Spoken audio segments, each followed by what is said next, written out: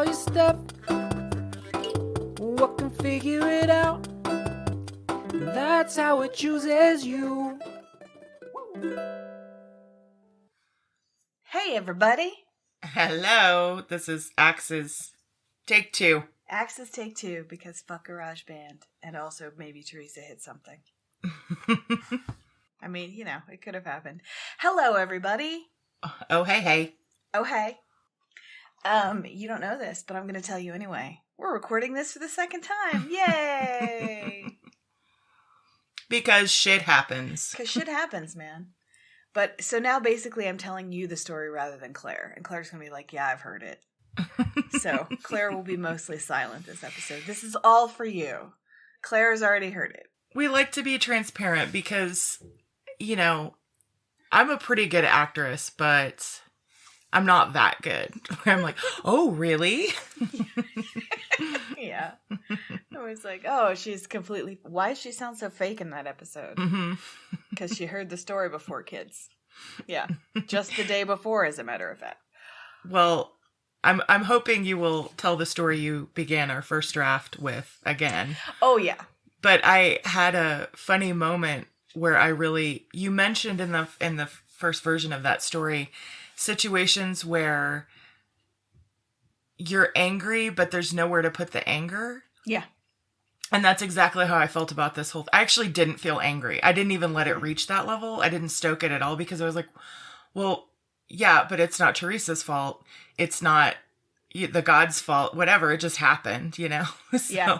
Sometimes it's just happens. Sometimes shit happens. Yes. I went through a similar thing. I was like, I tried to get angry at myself and I was like, but I really didn't do anything differently. Right. And then I got real mad at GarageBand, but unfortunately GarageBand can't feel that anger or do anything with it. So right. My anger is only hurting me, you know?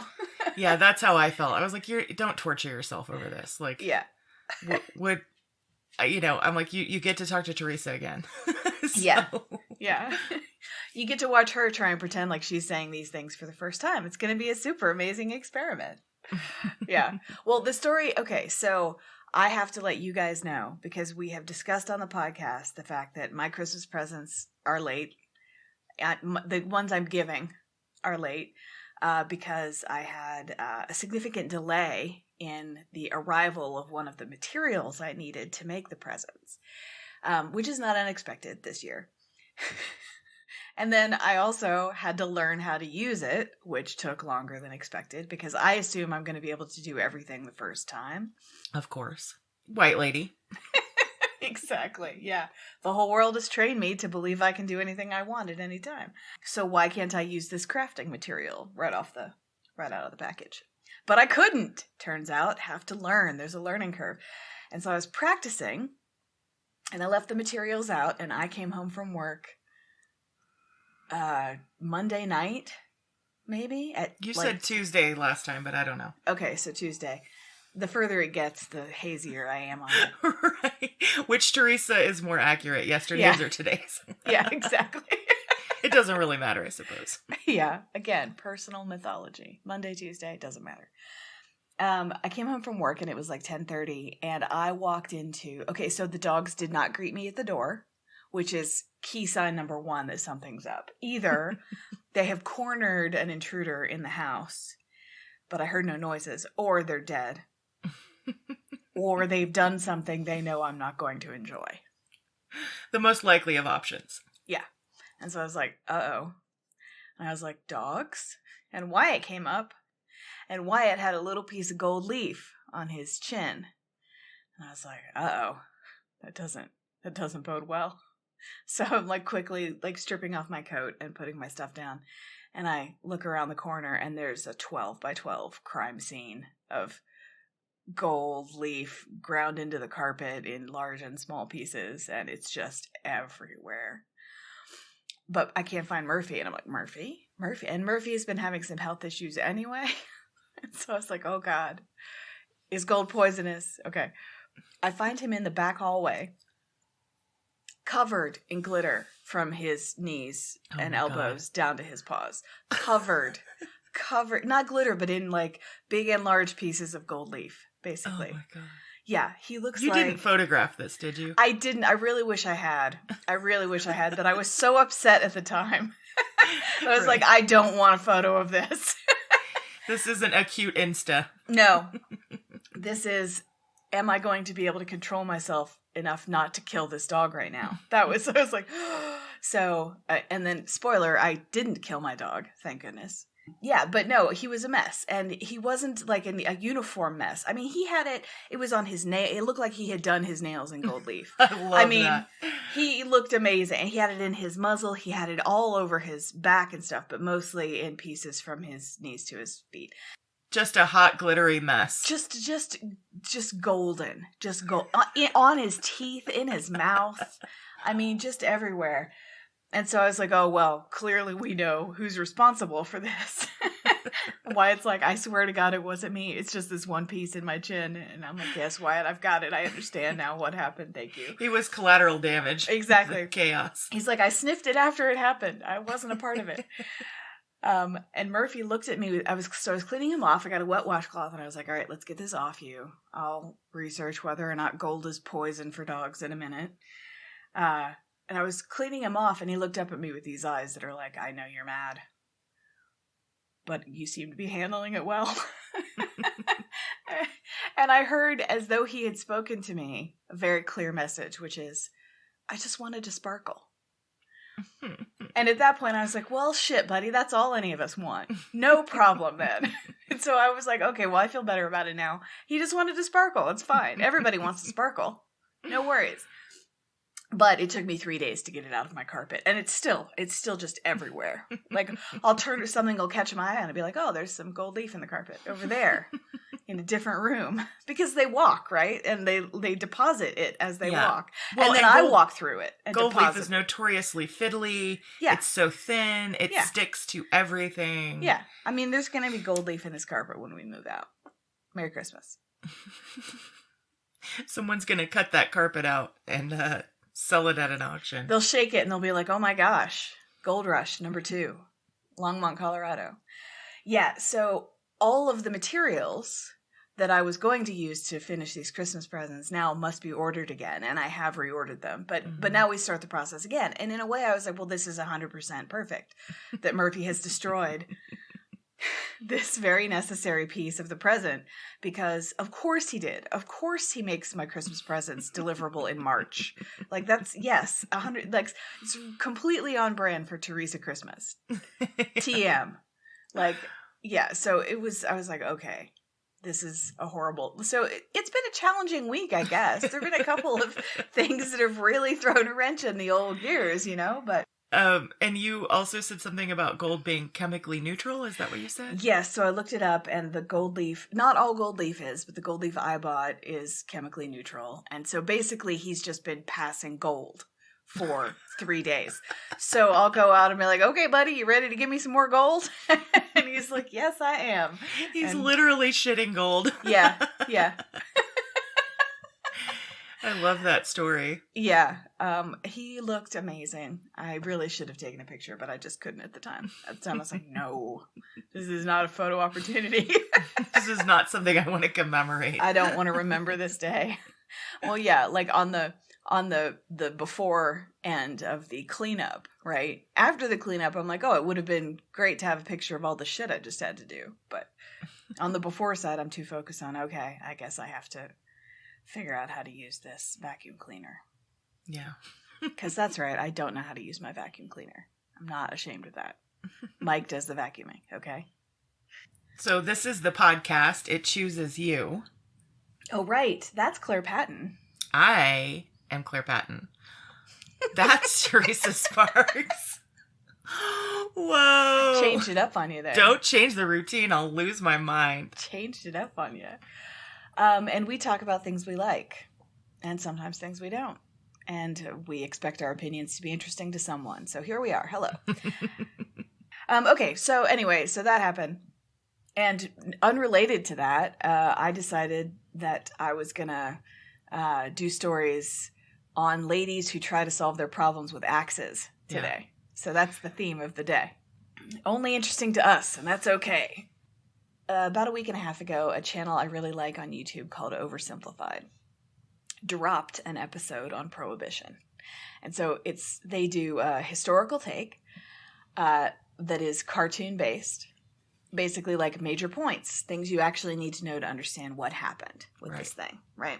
And they came to my attention because they did one on World War II called World War II Oversimplified, and it was in 2 different parts, and it was amazing and funny, very educational, and yeah, it was really great. So they did an episode on Prohibition, and they mentioned Carrie Nation, who was a prohibitionist, but much earlier than the amendment era of the teens and 20s. Right.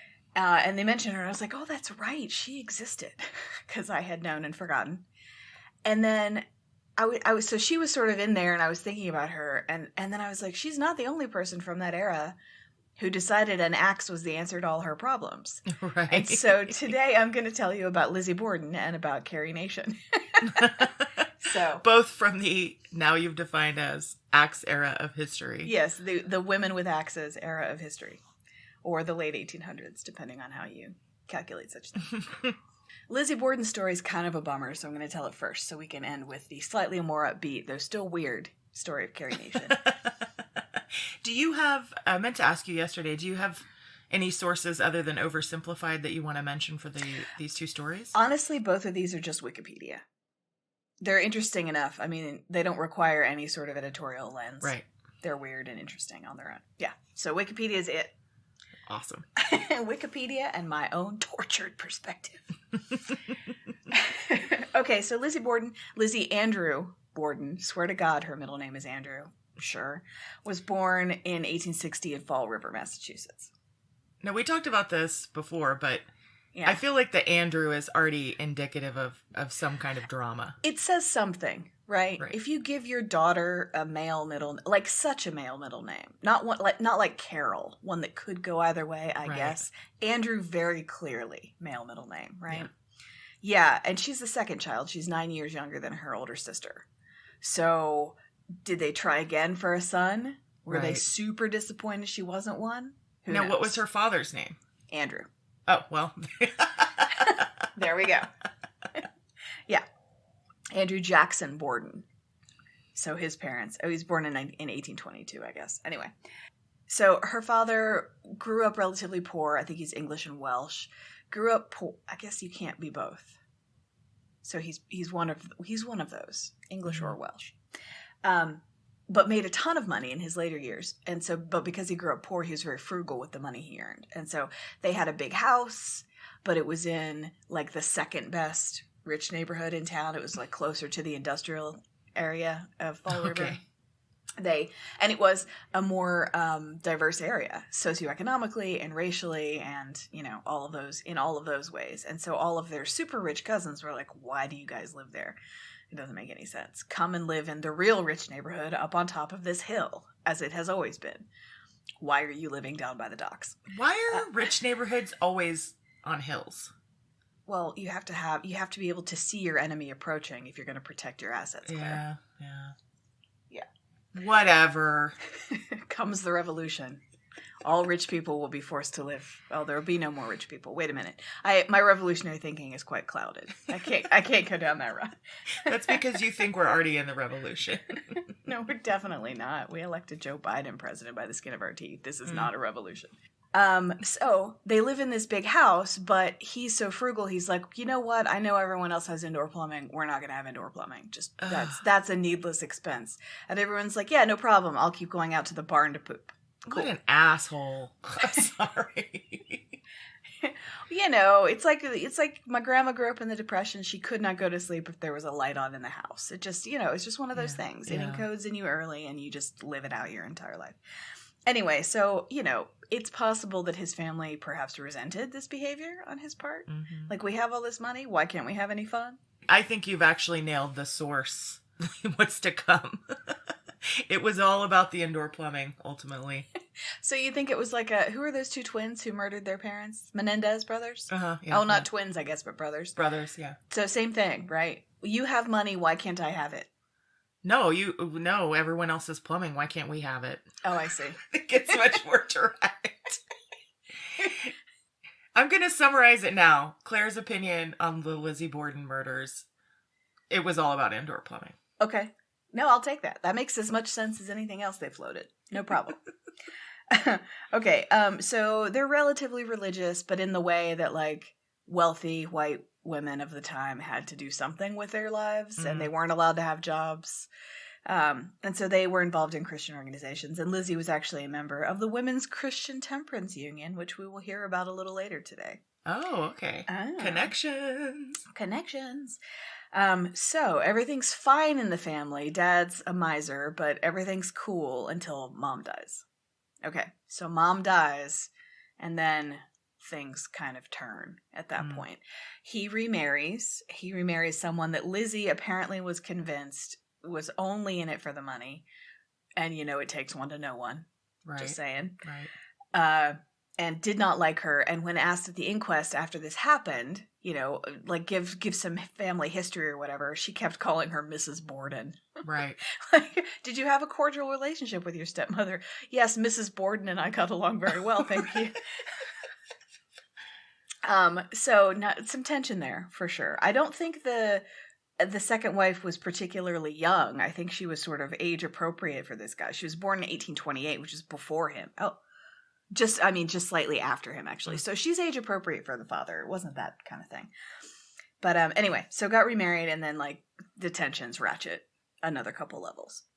So there's some tension anyway. And then in May of 1892, which is like 3 months before the murders, Lizzie, built a roost for pigeons in their barn. Okay. Because pigeons had been coming to their barn, as birds do. Birds are only in it for your grain, you guys. And she was like, I like these pigeons. I'm going to build them a roost. So she built them a roost. And then a few days later, her father was angry that there were pigeons in his barn, and so went in and killed a bunch of them with a hatchet. Ooh, hatchet number 1 in this story. Hatchet number 1. The first hatchet was the male hatchet. Mm-hmm. Yeah. Mm-hmm. So there's some speculation that she was very upset by that, and that it could have like fed into events of later months. Okay. But his main concern was that local children were going to hunt the pigeons. And I just have an all caps what?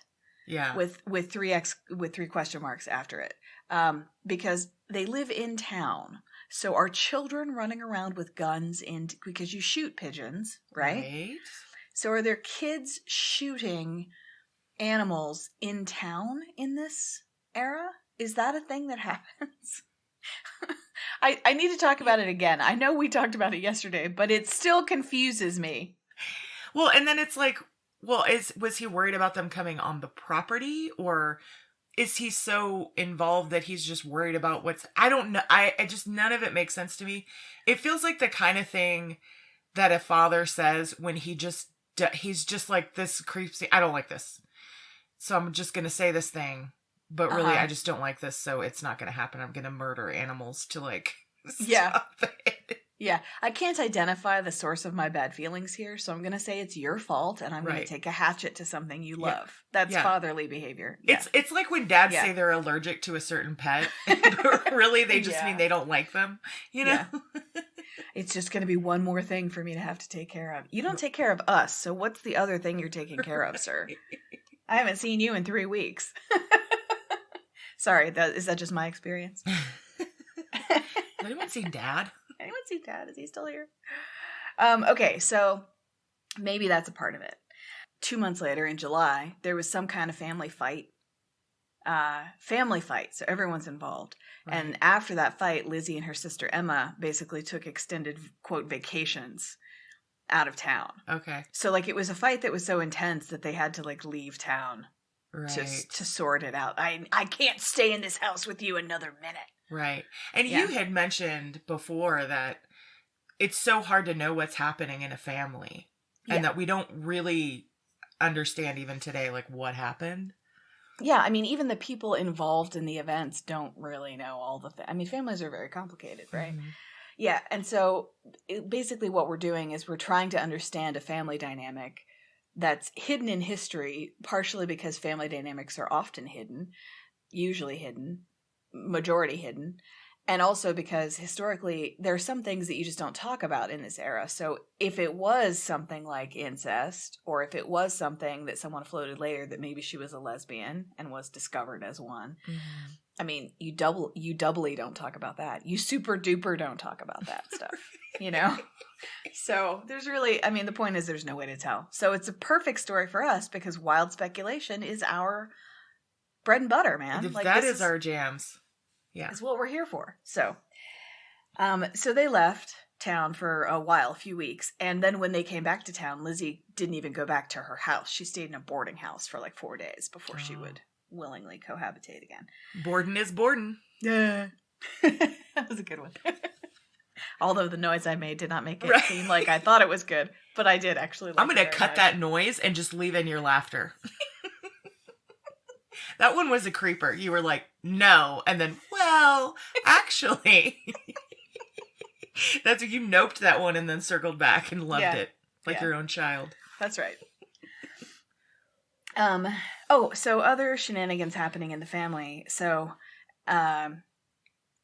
Lizzie and her sister Emma are basically like, so Andrew started giving his property away. It doesn't seem like he was giving away all of his property, but he was making gifts of property and money to he's not his stepwife. Hold on. This family shit always confuses me. His second wife. There we go. I've got it. To his second wife and her family. And so he gave her sister a house. And at that point, the daughters were like, hey, bud, we'd really like a rental property too, please. Can we have a house that we can rent out for income and our secured future?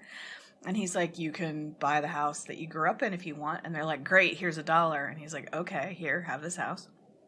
And then like just a few weeks later, they sold it back to him for its market value.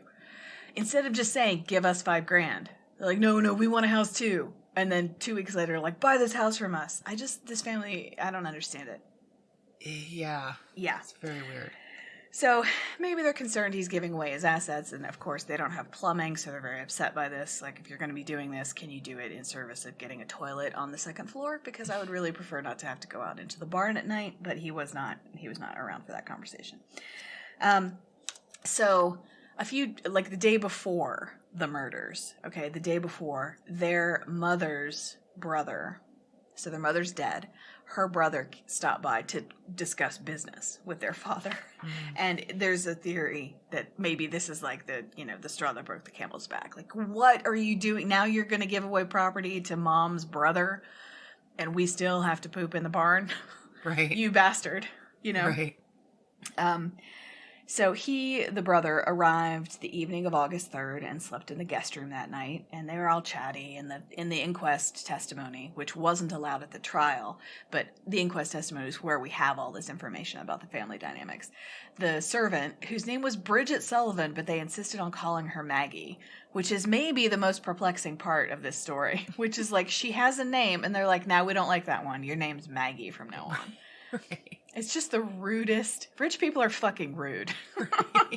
I have a name. You can call me it, please. No, we can't actually. We can't pronounce Bridget. So a lot of this inquest testimony is from the servant's perspective. And it seems like they had only the one who lived in the house. And she was the one like, no, they didn't really eat dinner together. Yeah, the girls left after they had a fight. And she was there on the day. So they're all chatting. The uncle and the father have like a meeting in a private room for like an hour the night before. This is on the 3rd or on the 4th? This is on the 3rd. Okay. And then the morning of the 4th, they get up and they have breakfast. And the uncle goes to like run errands essentially. But he's like, I'll be back by noon. We're going to have lunch together. So the plan was for the family, including the daughter's father, uncle, to have lunch together around noon on the day of the murders. I keep forgetting about the stepmom, but she's here for this too, of course. The morning of the murders, the girls, Emma and Lizzie, are sort of responsible for cleaning up the guest bedrooms. And of course, their uncle had stayed in one of their guest rooms. But for some reason, the stepmother ends up doing that work. So she heads upstairs to take care of the room at about 9:30 or 10.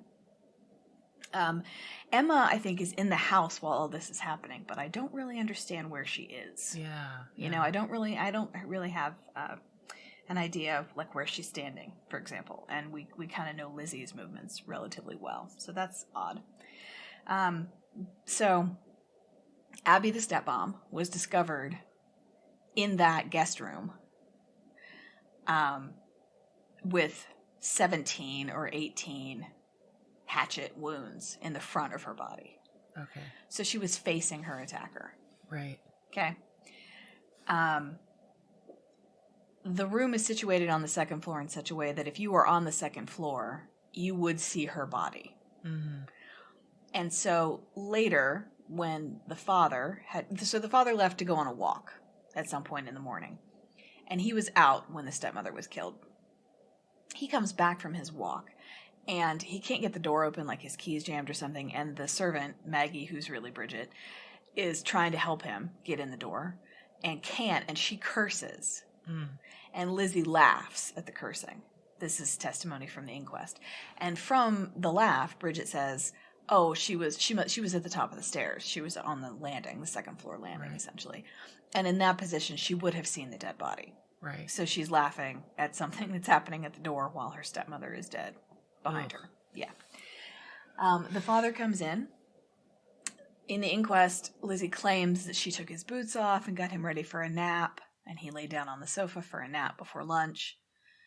And I just want to break out here and say, how awesome is it? Like, wealth is so amazing. It enables you to wake up late and have breakfast that is served to you, then decide you're going to go for a walk instead of doing anything in particular in the morning. And then you're so tuckered out from your walk, you take a little nap before lunch. Is this not an ideal life? Man, Yeah. wish everybody was either rich or was able to have this life and not be rich. Yeah. Sounds like a great life. So he lays down on the sofa, but the crime scene photos show that his boots are still on. So Lizzie's like, no, I took his boots off. I got him ready for a nap. That's clearly not true because his boots are on in the crime scene photos. Sure. The maid is either out doing something or resting in her third floor room. So she's out of the picture. And the theory is that Lizzie goes in and kills her father with an axe. Uh-huh. Now, they think he was asleep when he died because one of his eyeballs was essentially cut in two. And if he was awake, the theory is he would have turned, he would have moved, he would have tried to escape it somehow. If he saw it coming, he would have dodged. Right. And so they think he was asleep. She hit him 10 or 11 times to kill him. And so now there are two dead bodies in this house, essentially. There are two dead bodies. We don't know where Emma is. Lizzie's there, and the servant says she was asleep in her room on the third floor. So just a little bit later, maybe 15 minutes, Lizzie cries out, Maggie, but really Bridget, someone's come in and killed Dad. Someone's killed my father. Help, right? She's discovered the body at this point. Sure. And then she sends Maggie, who is really Bridget, to go and get the doctor who lives down the street to come back and like, can anything be done? And the doctor walks in and he's like, oh no, these people are dead. And they're like, okay, they're dead. And so now it's, oh my gosh, what happened? So now there's this investigation. And it is of the quality of most late 1800s investigations, which is to say very, very poor. Right. Also, people who are police officers tend to be working class people, at least in the era. They are now too. And I was thinking about this the other night, actually. Police officers don't make very much money compared to other professions, certainly for the level of danger they're in. Mm-hmm. And I figured out why. It's because they're actually paid in power.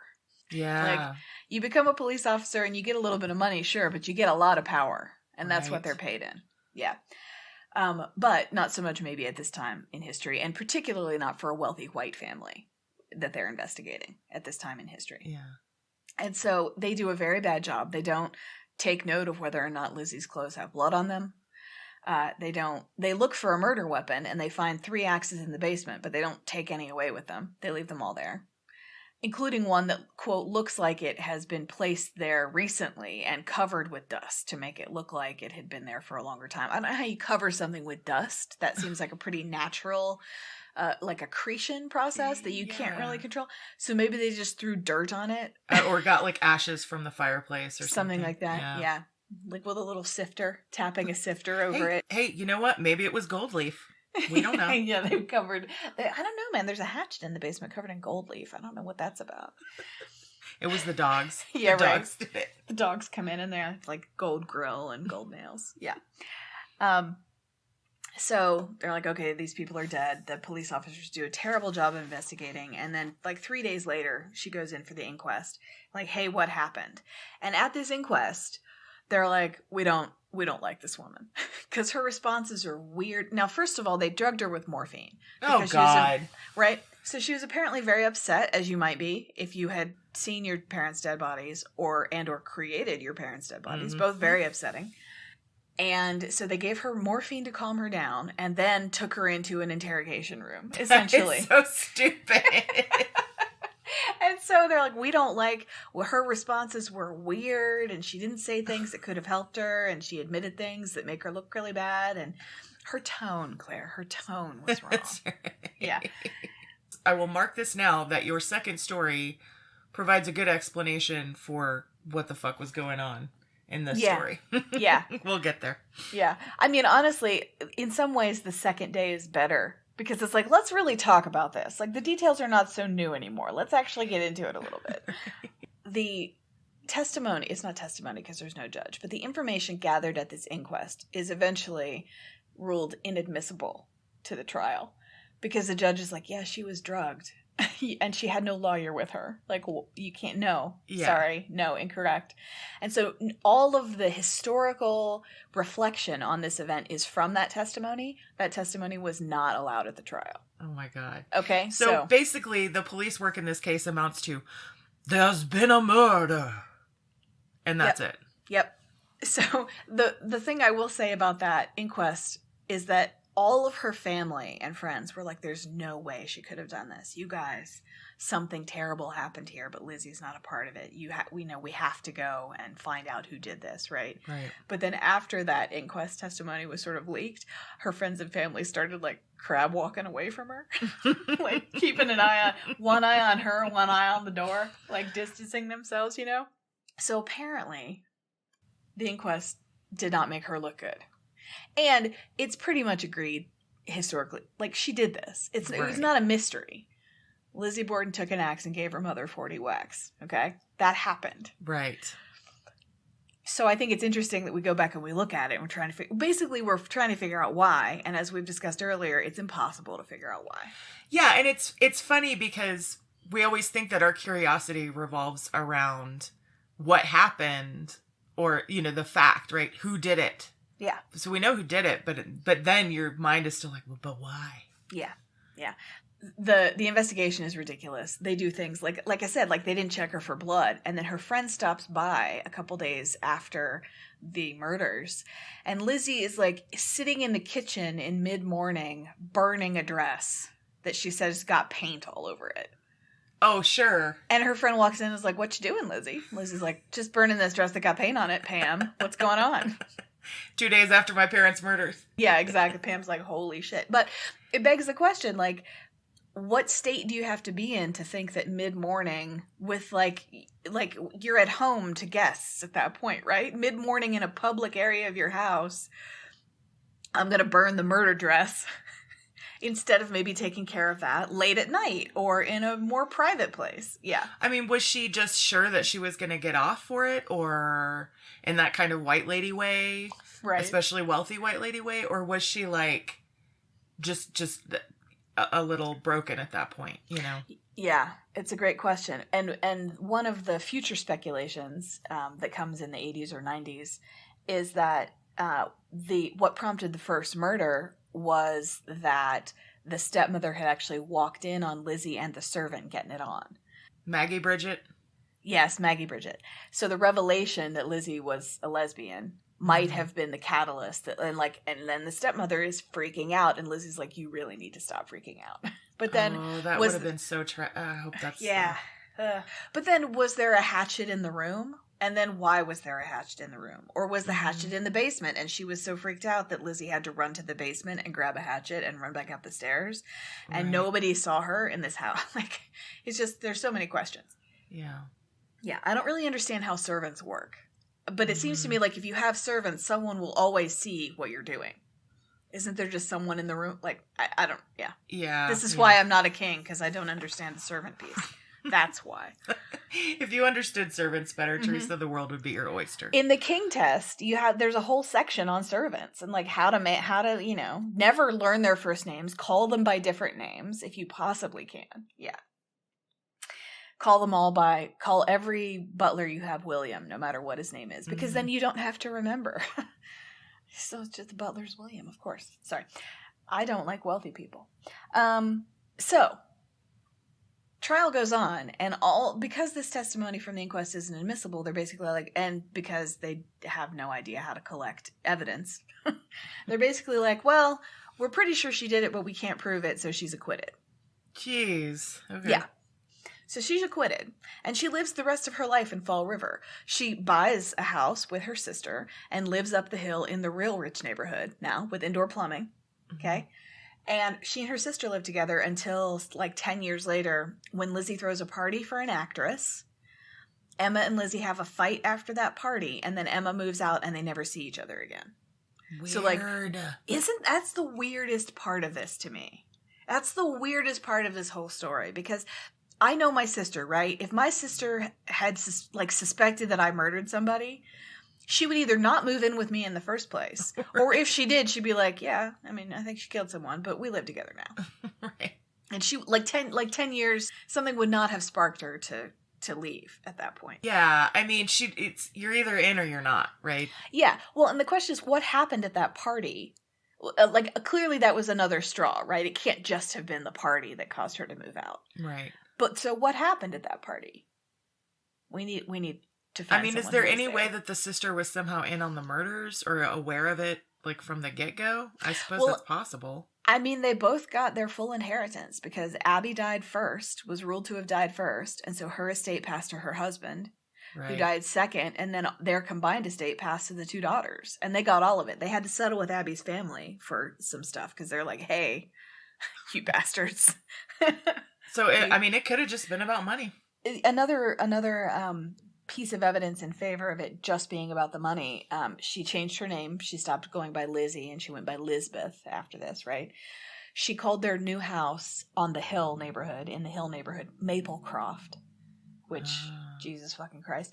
They had a staff that included live-in maids, a housekeeper, and a coachman. So instead of having one servant who's basically a maid of all work, right?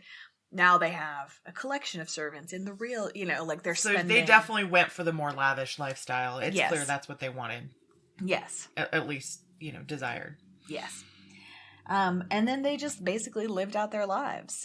Lizzie finally died of pneumonia in 1927, and Emma died 9 days after her in a different location. But and they were buried side by side. That's it. That's the story of Lizzie Borden. Wow. Yeah. See, I maintain that part of why that story has stayed in our consciousness so much is because, we have this impression of someone named Lizzie as being young and being kind of sweet, but then it's connected to this sort of contrasting, horrifying story. Because I always thought she was like super young, like 15 when she did this, but you said she was actually in her 30s, right? Yeah, she was in her 30s. Neither she or her sister ever married. And so they were basically, 31 and 39 or something living in their father's house when this happened. And that's another weird part of it is like she didn't have a job. She never got married. Why didn't she get married? She was wealthy. I'm sure she had suitors, but her father didn't make her get married. So like I said, this family confuses me. Yeah. Yeah. Well, there's also something about the fact that it was an axe. And an axe is like a particularly violent, the amount of force, I think you were saying, it takes to wield it. And you have to really want to do it. Yeah. It's not a casual thing to swing an axe at someone. Yeah. Well, and, an axe is the perfect weapon if your enemy is a tree. It's really good for cutting down trees. It just, what it would do to a person. Whew, man, just brutal. Yeah. I mean, it's a tool with a very specific use that when turned on human beings, it feels just more violent than usual, whatever that means. But I also think that part of axes do freak me out. And one thing I realized when you were telling the story is that I think part of the reason why axes freak me out is because of Lizzie Borden. I would say a lot of times when I think of an axe, that story comes to mind. It's just Mhm. created an association in my memory. So to have a young, relatively young woman wielding that against her own family is a striking and horrifying image, really. Yeah. Well, and you said it like you have to really mean it. You Yeah. can shoot someone accidentally, but you're not going to accidentally dismember someone with an Right, axe. That is an right. intentional act. There's no distance there, you know? Yeah. Yeah, that's right. You get paint all over your dress when you try God. it. It's a good story, though. Yeah, it is. So, second in the series of hatchet-wielding ladies, I'm going to tell you about Carrie Nation, and she had a little bit more fun with her hatchet. I did not know this story until you Yeah. told. I'm not too familiar with the Prohibition era, so Mhm. this one's real fun, y'all. Hang on to your seats. Yeah, it's like we talk. Like you really want to like her. You're trying real hard to like her. Yeah. Right. Yeah. Okay. So, Caroline Amelia Moore was born in Kentucky in 1846. Her father had money. He was a slaveholder. But then they had some kind of financial setbacks and they moved from Kentucky to a bunch of other places and finally settled in Missouri in 1854. So she wasn't particularly educated. She was a little, was in poor health as a child, and then her family moved a lot. There's some speculation that her family moved a lot because her mother, Mary, was batshit. Delusional, issues, maybe schizophrenic, we might say now. But the theory seems to be that once the neighborhood discovered that this woman was having delusions, the family would have to move to a new place. Right. So, right. Complicated family. And her mother actually died in an insane asylum, where she had been committed by her own son. And there's a theory that he did that because he owed her money that he didn't feel like paying back. So, like, not a great family. Ugh. Yeah, not a great family. Piece of shit. Yeah. And, the slaveholding was your first clue, right? Right.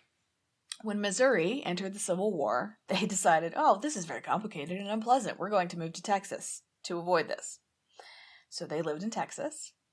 And then after the war was over, Carrie, so Caroline goes by Carrie, she met a man named Charles Gloyd, whose name makes me laugh every time I say it. It makes no sense. Gloyd. Yeah. He was a young doctor. He fought for the Union, and he was a severe alcoholic. So he was an alcoholic who taught school near their farm. Sorry, while he was deciding where he wanted to open his medical practice. So he's teaching school, shit-faced, before he starts to practice medicine, shit-faced, somewhere nearby. In other words, a fairy tale romance. That's right. She was in love immediately. Her family were like, maybe not that one. She's like, no, Daddy, I know what I want. So she married him. They were married in 1867. They were separated shortly before the birth of their daughter in 1868, and he died of alcoholism in 1869. So it turns out Mom and Dad right about some things. Yeah. And this dude was one of them. So his alcoholism, like, first of all, the Civil War was horrifying. Like, warfare, horrifying, okay? And if you've survived that, you probably have some residual emotional difficulties from it. Yeah. And in the 1860s, counseling's not a thing.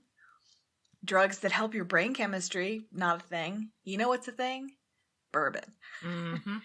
Bourbon and whiskey are available. Let's try that. That'll do. Right?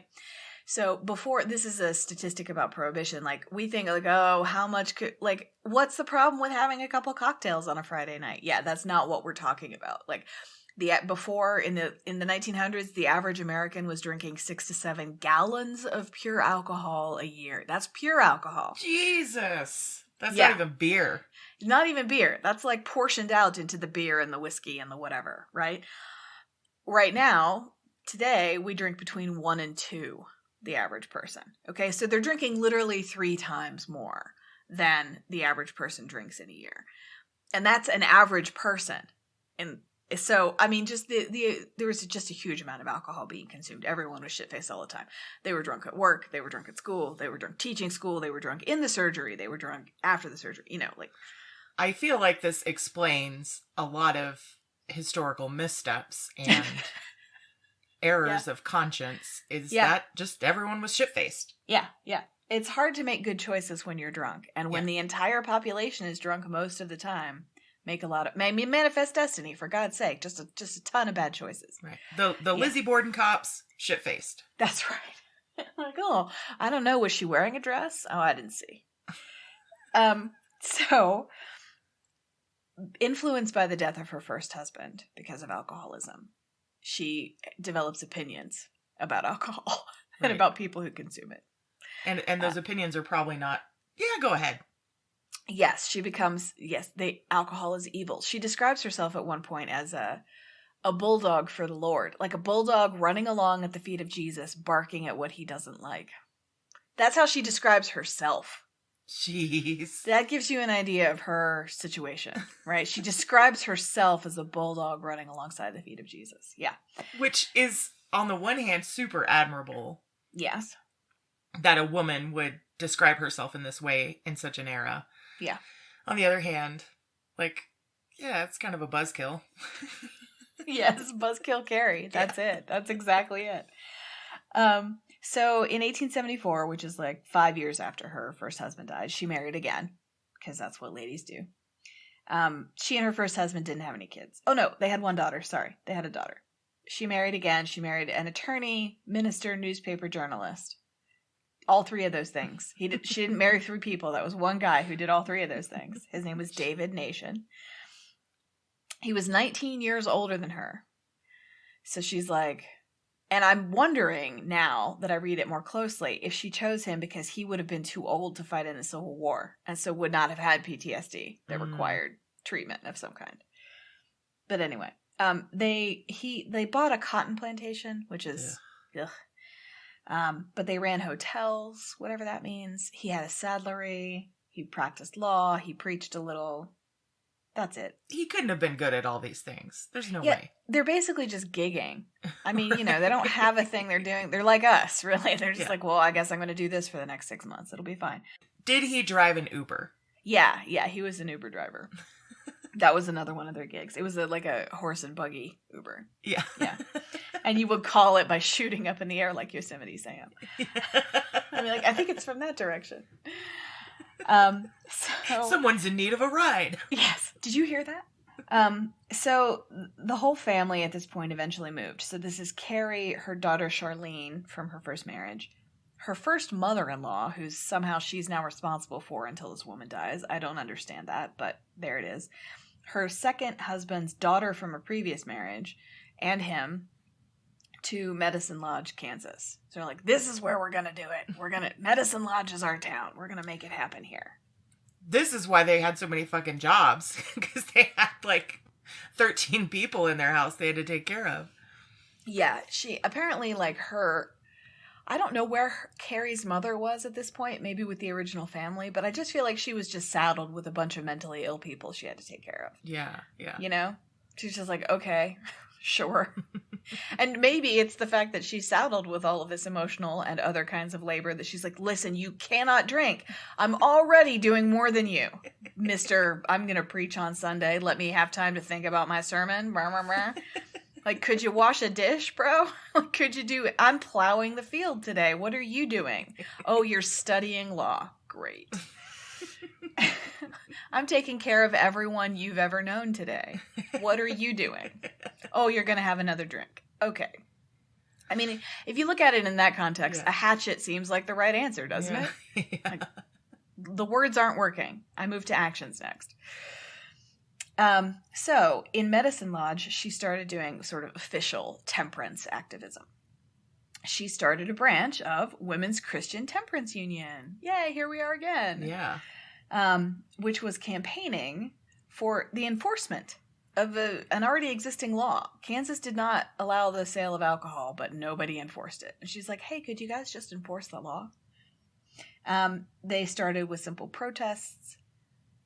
And then they started serenading saloon patrons with hymns accompanied by a hand organ. Oh, God. What, man? Such a pain in the ass. Again, I admire the gumption. I admire, but you just, what a ball buster, Yeah, I just want to get a little drunk today. My life is so hard. Can I please just escape it for a little bit? She would greet bartenders, "Good morning, destroyer of men's souls." Oh my God. And you know they did that 1800s women singing where they were like, "Oh God, to live." Yes. Like the Yes. the worst, the most buzzkilliest Yes. version of hymns like possible. Yes. The warble. Yeah, Yes. the warble. Yeah, exactly. So she tried that for a while, but she's like, I'm not getting the results I want. This isn't working. I want these people to stop drinking, and all they're doing is telling me to fuck off. I need to change my tactics. On June 5th, 1900, she awoke, having had a heavenly vision. Oh God. Yes. This never bodes well. Yeah. If you think Jesus is speaking to you, you're wrong. Okay? Yeah. You need to... But then I just said my dog told me he wanted to sparkle, and I fully believe that's true. So who am I to say she didn't actually hear from Jesus? Well, we're sure your dog is real. That's true. And he was covered in sparkles at the time. I mean... And you were also not using him to justify your behavior. Also true. Very good point. Oh, what good points, Claire. So smart. So, as she described it, I was awakened by a voice which seemed to be speaking in my heart. I heard these words, "Go to Kiowa," which is a town in Kansas. And my hands were lifted and thrown down, and the words, "I'll stand by you." The words "Go to Kiowa" were spoken in a murmuring musical tone, low and soft, but "I'll stand by you" was very clear, positive, and emphatic. I was impressed with great inspiration, she said. The interpretation was very plain. It was this: take something in your hands and throw at these places in Kiowa and smash them. Go to Kiowa, obtain some Prozac. Try to get some store-bought serotonin. So her interpretation of this dream is that she has to go smash something. Okay? I love it. Go, Carrie, go. Go, Carrie, go. Whatever else is happening for her, she's like, well, yes, clearly destruction is the answer. And the Lord told me that I should go and destroy things. So responding to this revelation, she gathered several rocks, which she called smashers. Sure she did. And she proceeded to Dobson's saloon on the 7th of June. She announced, "Men, I have come to save you from a drunkard's fate." And she began to destroy bottles of liquor with her cache of rocks, like picking rocks out of her, not pockets, I guess, because we didn't have them, but like the bag that women kept in their skirts. Right. Hers was full of rocks. She's reaching into the bag and chucking rocks at bottles of liquor, screaming and singing at the same time. Oh, Yeah. What's great is over time her aim had to have gotten better. Oh, yeah. I mean, she could have been pitching for one of the teams by the end of this little reign of terror. Yeah, she destroyed that saloon, and then she destroyed 2 others. Oh, God. And then right after she was done, a tornado hit eastern Kansas, and she's like, look, divine approval. Right. God speaks tornado. Yes, God speaks tornado. Yes, that's right. She's like, great, this is it. This is what I'm doing. I've discovered my medium. Yes, exactly. My medium is smashers. Yes, that's right. I destroy bars. That's what I do. I've got it now. So she became very famous. She was arrested many times, but always released because she's a white lady after all. When she led what she calls a raid, she called them raids, okay? So she led a raid in Wichita, Kansas, and her husband joked afterwards that she should have used a hatchet if she wanted to cause maximum damage. And she said, "That is the most sensible thing you have said since I married you." Oh, God. And then they got divorced. She's like, "Thank you, David. That's why I married you. Also, the name is very handy." So around this time, she's basically branding herself. Mm-hmm. Okay. She changes the spelling of her name from so Caroline's her actual name, but Carrie, Carrie, and Carrie, Carry, are both spellings of her nickname. She officially starts using Carrie as in to carry something because she starts Carry a Nation is her name, right? Carry a Nation toward prohibition, something like that. Right. So she has her name branding. She has her smashers. Yeah. Right? She's branded the rocks. They're no longer just rocks. They're smashers. Okay. They have intent, these rocks. And alone or accompanied by hymn-singing women who were not brave enough to destroy things, but were happy to sing while the destruction occurred. Which makes me laugh harder than anything else in this story is imagining that she has a Greek chorus that she brings with her to sing while she, yeah. Imagine everyone sitting in the saloon, like, enjoying their drink, and then they hear the hymns, and they're like, oh, fuck! Yeah. The hymns are... So they would sing and pray while she smashed bar fixtures and stock with the hatchet. Between 1900 and 1910, she was arrested like 30 times. She called these hatchetations. Yeah, she did. I have to go visit a hatchetation on that bar. She paid her jail fines from lecture tour fees, okay, and from proceeds from the sales of souvenir hatchets that were engraved saying "Death to Rum." Yeah. Okay, so she's got merch. She's doing a live tour. She's got merch. She's doing pop-up events, hatchetations, wherever she's doing a talk, right? She's going to give a talk that night. She'll destroy a bar that afternoon, buddy. Yeah. I feel like we should just follow her marketing model. Yeah. That's right. We need to find something it's okay for us to destroy. Right. We'll discuss that later. All we'll right. come back to you guys on the podcast. We'll let you know what we've decided. Right. So she was fined a bunch of times, but mostly judges were like, you don't have to pay the fine. Just please don't come back. Right. Please leave and not come back. Like, please just go away. Something she and drunk men had in common. You don't have to go home, but you can't stay here. That's right. People just want them to go. So she has some notoriety at this point. And bars in Kansas and throughout the Midwest, and then I think eventually throughout the states, started, like, they knew of her and they had signs up that say, all nations welcome but Carrie. Oh, that's so great. So she succeeded in unifying the people who like alcohol. No matter their religious differences or racial differences or power structural differences, everyone was united in their hatred of this woman who would warble hymns at them and smash their whiskey. So very successful. She was very successful. She published, just to reinforce the idea that she was branding herself, she published a bi-weekly newsletter called The Smasher's Mail. Okay? And a bi-weekly newsletter, that's a commitment. That's a lot of work. You got to set that type. That's right. At the time, right? You would have had to spend at least 20 hours setting the type for that thing. Yeah. So, I mean... And let's just face it, that fucking newsletter was not short. No. I mean, she's just preaching about the evils of alcohol. She's basically just saying one thing, but in, like, lots of different ways. Alcohol is bad. Is the entire content of any of this stuff, right? But, like, various flavors. She's just providing flavors for people. She also published The Hatchet, which was a newspaper. So, The Smasher's Mail and The Hatchet, okay? God, she's the amazing. fact that she needed a newsletter and a newspaper. Yeah. Like, that's a lot. That's a lot of print materials. Yeah. She was an industry. Yeah. So she went through this period of being very famous for doing this, and she was aging at this point, and she kind of, I think, decided, I can't keep going around smashing bars up. That's just not, my body's not going to handle this much longer. I'm 50 and it's 1900, which means I'm actually 90. So I can't do anything anymore so much. She actually went to England as part of a vaudeville show, and she was billed as the anti-souse queen. And basically, I guess the event organizers, the event organizers were like, we're like, what a great story. This is insane. Come and talk about your experiences smashing the shit out of bars across the Midwest. Yeah. But what she did was she preached against alcohol. She's like, this is finally my platform. I get to preach to a theater full of drunkards about the evils of alcohol. And the organizers were like, oh shit, this isn't what we... I don't know. Well, she has a contract. I guess we're just going to have to... And then she was pelted with, like, eggs and rotten fruit at one show. And she's like, I'm not doing this anymore. And the organizers were like, yes. Yeah, and not a good match, that one.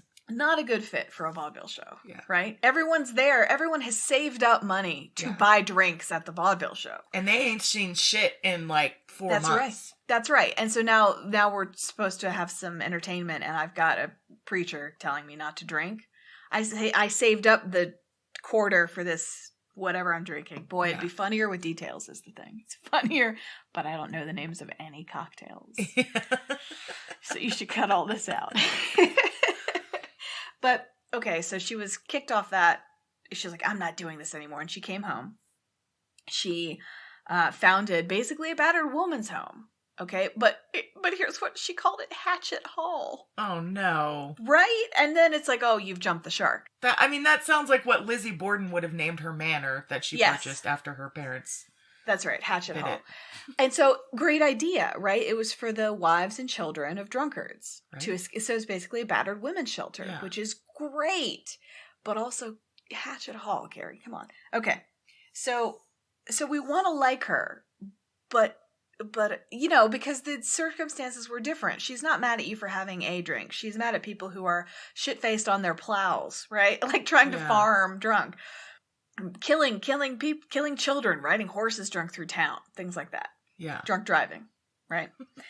She was suspicious that President William McKinley was a secret drinker. So when he was assassinated in 1901, she was like, yep, that's good. Drinkers get what they deserve. No, Carrie, no. No, you can't be happy that the president was assassinated, Carrie. That's not okay. Carrie, come back. What happened? Carrie, you used to be so fun. You used to be so fun. Remember when you were smashing things with rocks? Wasn't that a good time? Should we go back to that again? Instead of talking about how glad you are the president was assassinated. Like, you used to be so much fun, Carrie. Don't you want to go back to those days? When you were building your empire out of hatchets, smashers, and hymns. Yeah. Yes. So, she's getting older. She's still famous, but she's not what's happening, right? There's a new act of some kind. And at this point, when she dies, it's still a full 10 years before the 18th Amendment is ratified. Wow. So, I mean, Prohibition was a 30-year movement that ended up with a constitution change that lasted, a year and a half? Mm-hmm. No, probably slightly longer than that, but everyone's like, oh, this is really dumb. Sorry, we just completely empowered all the mobsters and Kennedys in the world. We're in trouble now. So near the end of her life, she moved to Arkansas. She founded Hatchet Hall, as I said, and then she was in bad health, and so she collapsed after a talk she was giving.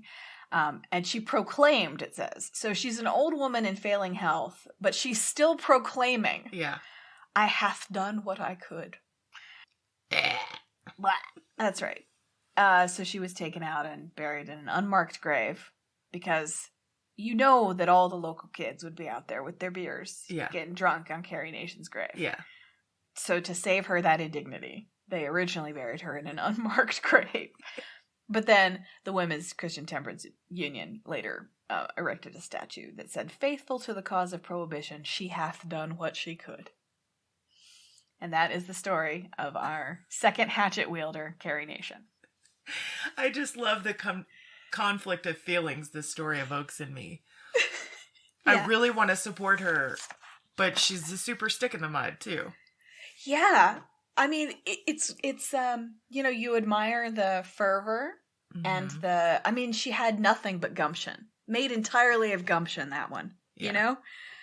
To be a woman in that time. And I mean, she grew up a little rich, whatever. She has some advantages, but like to fight for something you believe in so strongly that's so counter to what everyone else just really wants to get on with doing, which is get hammered. You know that she was told like a gazillion times, like, relax, Carrie, have a drink. So that that they dismissed her, which pisses me off. Yeah. But then I'm also like, Carrie, why? But then I'm like, well, it sounds like alcoholism was a super severe problem at the time, as bad as we think it is now. Yeah. Well, and I just wonder, like, growing up on a slave, like a place farmed by enslaved people, like abolition wasn't the thing you chose. Prohibition was what that's your jam. Right. Like, why is that? That's very interesting. Yeah. And if I was being very cynical, I would say it's because upper middle class white men are drunks too. And so it actually impacts people of her social class. Yep. Right. But yeah, she's something, Carrie. Oh, Nation. Carrie. I am but a bulldog running alongside the feet of Jesus. God, so good. And she looks like a bulldog. She actually looks a lot like my grandma. Like a lot like my grandma. Oh, interesting. So that was, I was like, oh shit, Lila's back. Lila and Carrie. Yeah. Hemming it up in heaven. It's the same thing too. You look at him and you're like, wow, how did you become that. What made you that? Yeah. Yeah. Same thing. Whoa. And you just know that you don't understand the forces that shape them at all. Yeah. Yeah. Life is a mystery. Life is a mystery. Oh, look, it's Platitudes with Claire and Teresa. Thank you so much for re-recording today. Well, thank you for telling me those stories. I found them delightful the second time around, which is I'm so glad. Testament to your awesomeness. Testament to Wikipedia's awesomeness. That's right. Wikipedia is the best. Great. Well, we will see you guys next week for an as yet to be determined topic. Yes. All right. If you have any comments, questions, axe knowledge that you'd like to impart to us, the email address is itchoosesyoupodcast@gmail.com. We will see you all soon. Bye. Bye. Bye. Testing? Great. Thank you for listening to It Chooses You. Your hosts are Teresa Sparks and Claire Patton. Our theme song is by Bobby Dart. If you'd like to get in touch with us, drop us an email at itchoosesyouPodcast@gmail.com.